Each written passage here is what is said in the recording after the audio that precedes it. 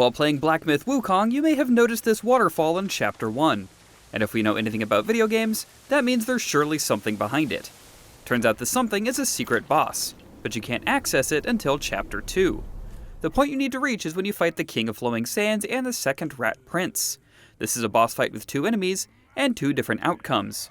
If you kill the prince first, he's the big one, the king will run off and summon his firstborn son, the first prince of Flowing Sands, in the next arena. He's a big boy. If you kill the king first, the prince will get much tougher, and you'll get an item after the fight, a pungent flesh chunk. Yummy. Either way, you're headed through the big stone doors that just opened. The first prince may be summoned automatically if you left the king alive, and if he is, you'll need him to use his slam attack to open up this wall with the carved shapes.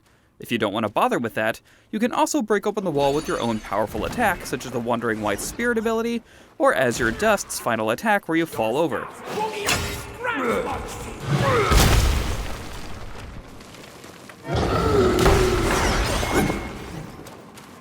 If you don't have an ability strong enough to break the wall, you can either go back and beat the Wandering White next to the outside the forest shrine to absorb his spirit, or use the pungent flesh chunk if you killed his dad, to summon the first prince from the cliffside in his arena to get him to bust the wall. Either you do it or he does. The wall just needs busted. Once you climb inside the busted wall, claim the long scale from the chest. This is what opens the path behind the waterfall.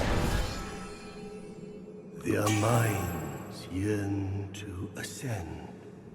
Travel back to the outside the forest shrine back in Chapter 1, and follow this path to the waterfall.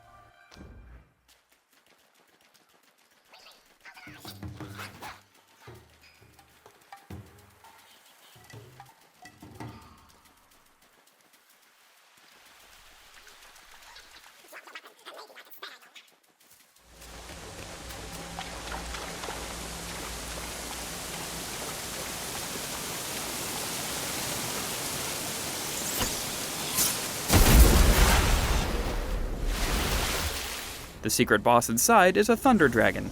I was a bit over-leveled here, so he didn't give me much trouble, but smacking him at the last hits of your light attack combo, your heavy attacks, or your spirits should help knock him down, after which you want to attack the lightning pots on his back for extra damage. Do as I say, not as I do. Look out for when he comes out of his stagger, as he'll perform a wide AoE thunder attack with him at the center. Once he's down, you'll get a long pearl, and in the chest you'll get a new curio, and a material with which you can craft a new weapon. We hope you found this helpful. For more on Black Myth Wukong, stay right here on IGN.